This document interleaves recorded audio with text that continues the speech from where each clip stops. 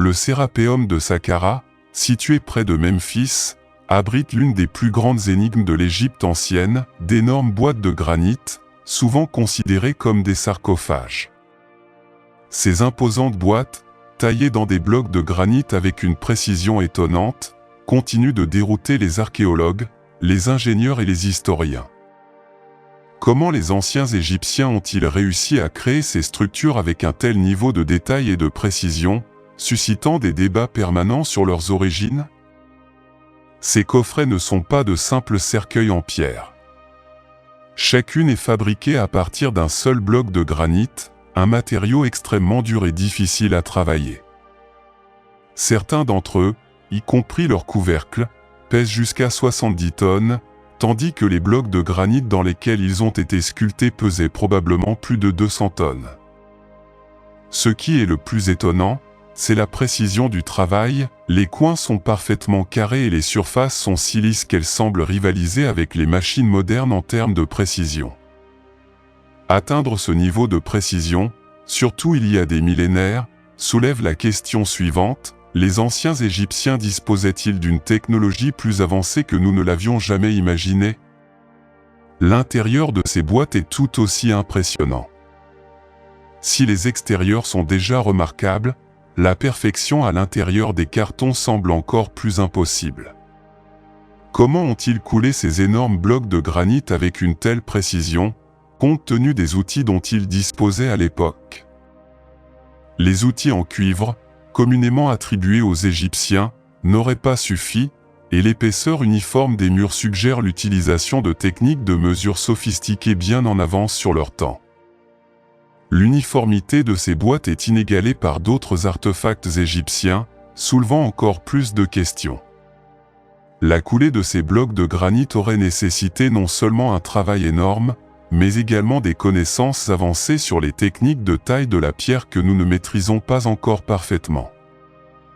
Les explications conventionnelles, qui se concentrent principalement sur les outils en cuivre, sont en deçà de la précision remarquable de ces boîtes.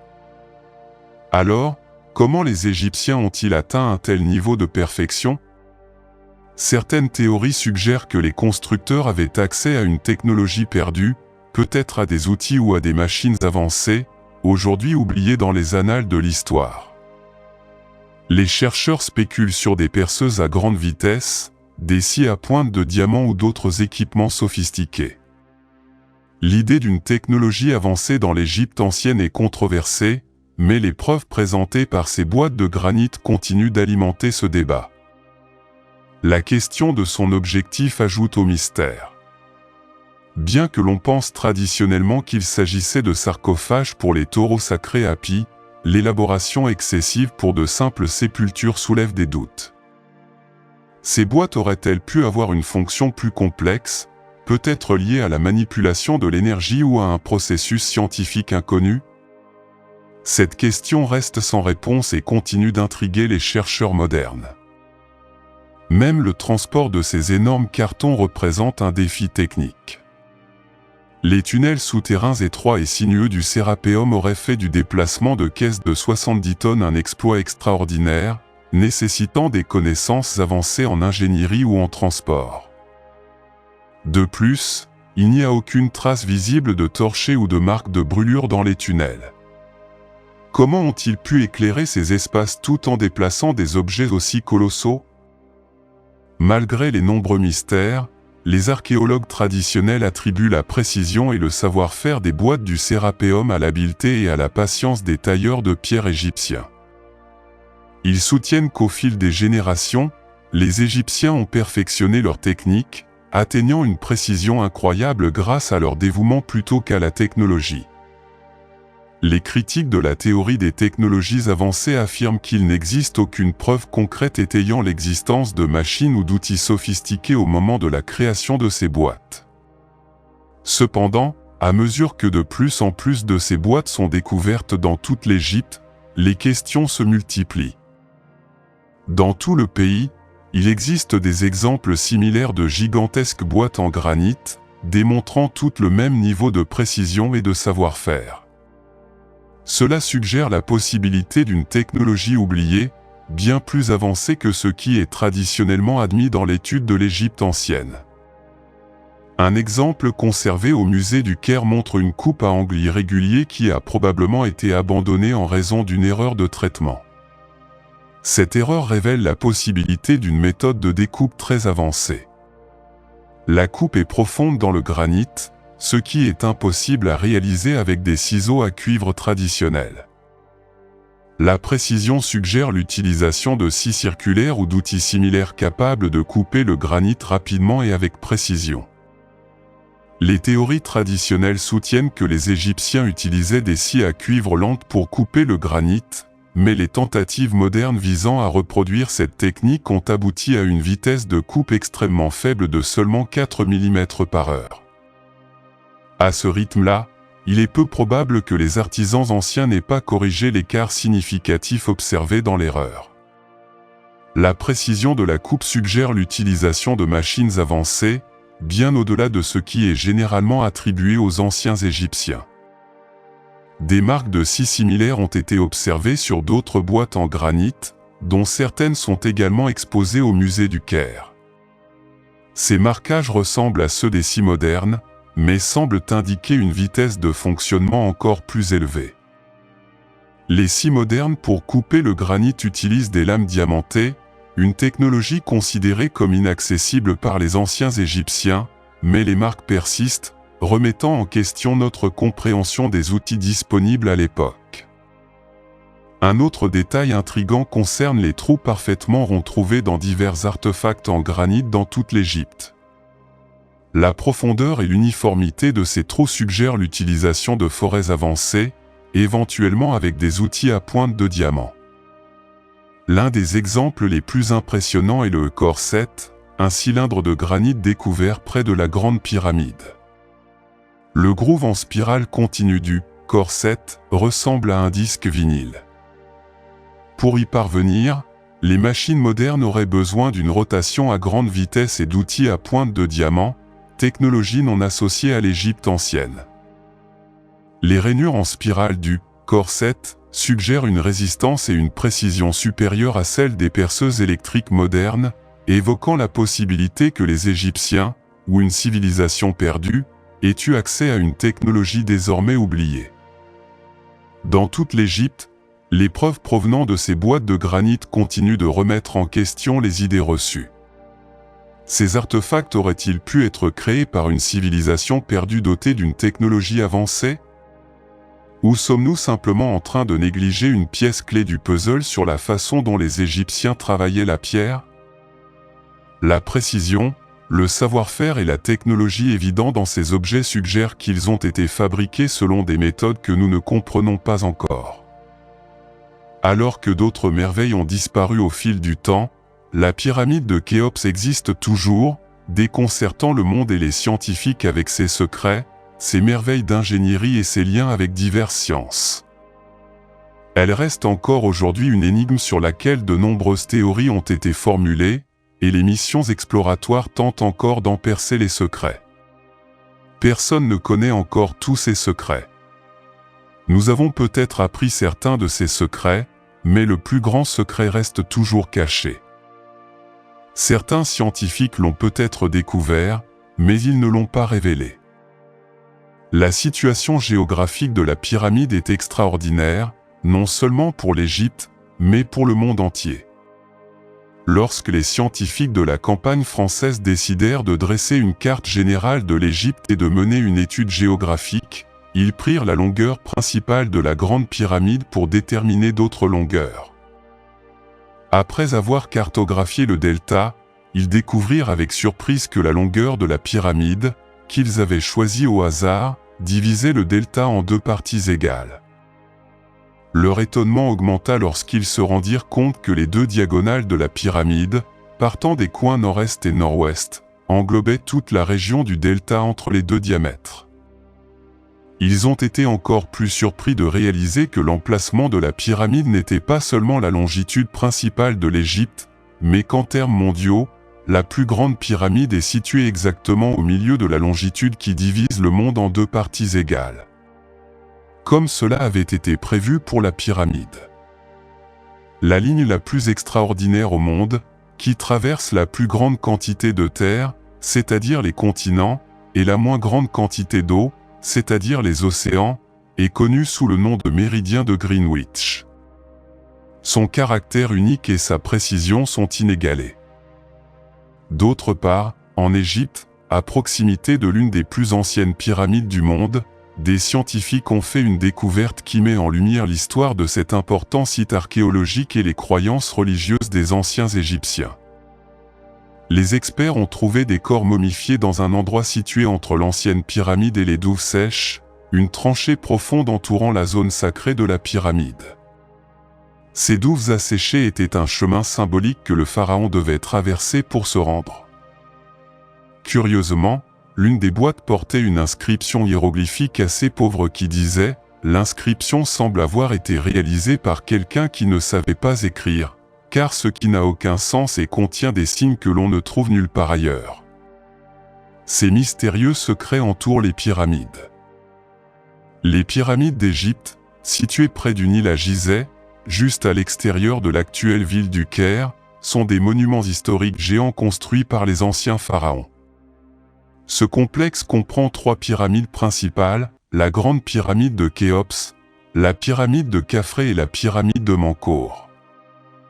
Ces structures se distinguent par leur taille énorme, leurs dimensions impressionnantes et leur forme hiérarchique distinctive, comprenant une base carrée, des côtés inclinés vers le haut et un sommet pointu.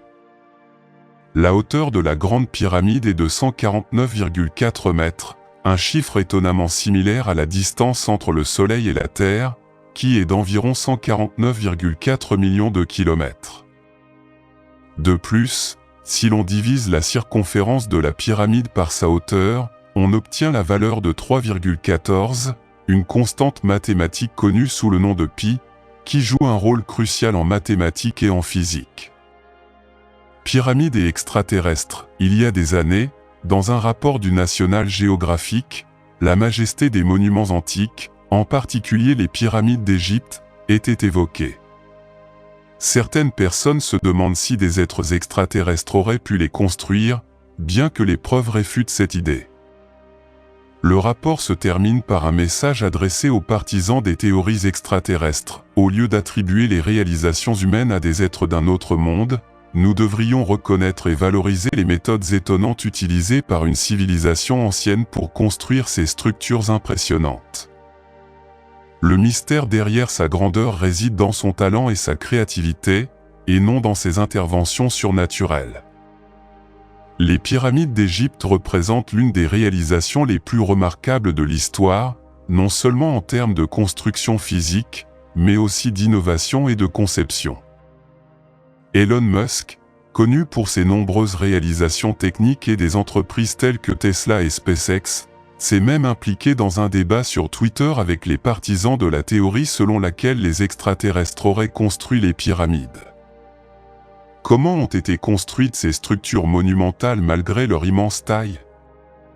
Ils ont duré depuis l'époque des pharaons jusqu'à aujourd'hui, mais le nombre exact de personnes impliquées reste un mystère. Selon Floundé Petrie, un éminent archéologue, environ 100 000 personnes ont transporté les énormes pierres jusqu'au chantier, tandis que 4 000 autres ont travaillé sur la construction elle-même, selon le livre Les 7 merveilles du monde et les curiosités des continents, publié par Altalai Publishing and Printing House en 2003. Les pierres utilisées pour la construction des pyramides ont été extraites de la colline de Mokattam puis transportées vers la zone des pyramides sur des barges. Certaines de ces pierres ont été traînées depuis des endroits éloignés à l'aide de skis. Comme les Égyptiens ne disposaient pas de grues, ils employaient des méthodes ingénieuses pour soulever ces lourdes pierres. La construction de la première rangée impliquait l'utilisation d'une grande quantité de pierres et de terre pour déplacer les énormes pierres de la pyramide. Après avoir terminé la construction de la pyramide, ils l'ont recouverte d'une couche extérieure de petites pierres blanches pour donner l'illusion qu'il s'agissait d'une seule structure blanche vue de loin. Cependant, la plupart de ces pierres blanches ont disparu avec le temps, et seules quelques-unes subsistent à la base de la pyramide. La pyramide comprend la chambre funéraire, la chambre du roi Khéops est le plus grand couloir du vestibule. De plus, il abrite des tombes appelées mastaba et 3 petites pyramides internes où étaient enterrés des membres de la famille Khéops et de hauts fonctionnaires. Il y a aussi le navire funéraire du roi Khéops, qui est dans un excellent état de conservation depuis son placement initial. Quant à la date de construction, les anciens Égyptiens se sont installés dans la vallée du Nil vers 3500 avant JC. Cependant, les scientifiques suggèrent que la première pyramide construite dans la région a eu lieu après 2700 avant JC, soit environ 800 ans après leur implantation dans la vallée du Nil. Ce développement rapide surprend les scientifiques, car dans d'autres civilisations, il a fallu plus de 800 ans. Passer d'une vie simple à une étape d'organisation et de construction. Les historiens pensent que les célèbres pyramides du Tribut ont été construites entre 2600 avant JC et 2500 avant JC, pendant la 4e dynastie égyptienne.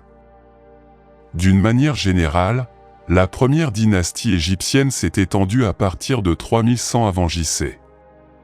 Jusqu'en 2900 avant JC et c'est durant cette période que furent développés les hiéroglyphes les plus anciens.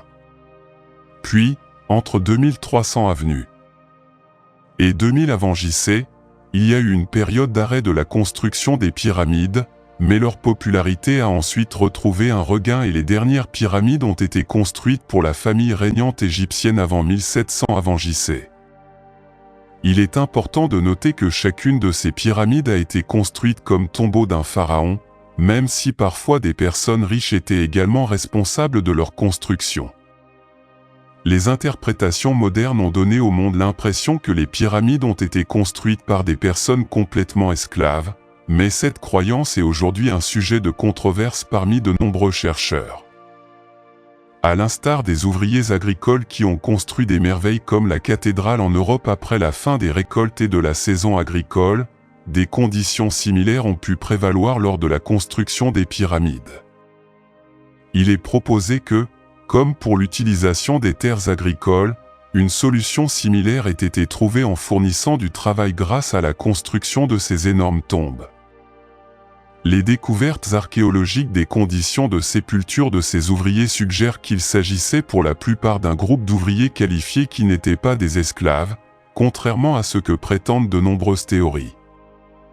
L'une des découvertes les plus remarquables est une boîte ancienne vieille de plus de 3500 ans. Un jour, un groupe de scientifiques explorait cette zone à la recherche d'objets archéologiques qui leur permettraient de découvrir quelque chose de surprenant et d'unique. Au début, ils pensaient qu'il s'agissait d'un gros rocher, mais après l'avoir nettoyé, il s'est avéré qu'il s'agissait d'une ancienne boîte archéologique contenant divers objets et artefacts. Comme vous pouvez le constater, à l'intérieur de la boîte se trouvaient des antiquités et de vieux outils ménagers. Cette découverte a étonné les scientifiques car elle était considérée comme l'une des découvertes fortuites les plus importantes. Une autre découverte fascinante a été un tunnel d'une longueur de 4300 pieds. De nombreux scientifiques pensent que ce tunnel pourrait mener au tombeau perdu de la reine Cléopâtre. De plus, sa conception unique a suscité la peur et l'étonnement parmi ceux qui ont tenté de l'explorer. Aujourd'hui encore, les scientifiques continuent d'enquêter à l'intérieur de ce tunnel dans l'espoir de découvrir de nouveaux secrets. Enfin, une équipe de chercheurs espagnols est arrivée en Égypte dans le but de mettre au jour des objets archéologiques anciens. Leurs travaux les ont conduits à la découverte d'un ancien cimetière classé comme le plus ancien du monde. On dit que l'entrée de ce cimetière était alignée avec les rayons du soleil, les faisant briller à son entrée. De plus, une représentation du dieu An a été trouvée à cet endroit, et on pense que l'orientation des rayons du soleil vers le couloir de la tombe symbolisait le passage facile vers l'au-delà. Enfin, nous avons la statue de la reine Néfertiti, dont le nom signifie « la beauté est venue ». Elle était l'épouse du célèbre pharaon Amenhotep IV, qui appartenait à la 18e dynastie. Toutankhamon la considérait comme l'une des femmes les plus puissantes de l'Égypte ancienne. Néfertiti a vécu peu de temps après la mort de son mari et Toutankhamon l'a aidée à devenir reine. Sous le règne de son mari, cette belle reine occupait un statut élevé. Cette statue de Néfertiti, vieille de plus de 3000 ans, aurait été préservée à un degré incomparable. La peinture de la statue a également perduré. La statue est encore dans son état d'origine, confirmant l'habileté des pharaons en matière de sculpture et de peinture au fil des années. Un phénomène particulier que l'on retrouve dans la plupart des statues est le nez cassé, le sphinx étant l'un des exemples les plus remarquables.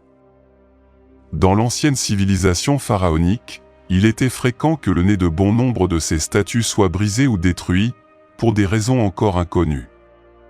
Certains pensent que cela pourrait être dû au fait que le nez était la partie la plus vulnérable et la plus facilement endommagée par les voleurs et les pilleurs entrant en Égypte. Au cours de certaines invasions tout au long de cette période, il a été avancé que le nez était considéré comme la source d'oxygène qui assure la vie du corps humain. On croyait donc autrefois que l'esprit du pharaon habitait la statue qui avait été sculptée pour lui.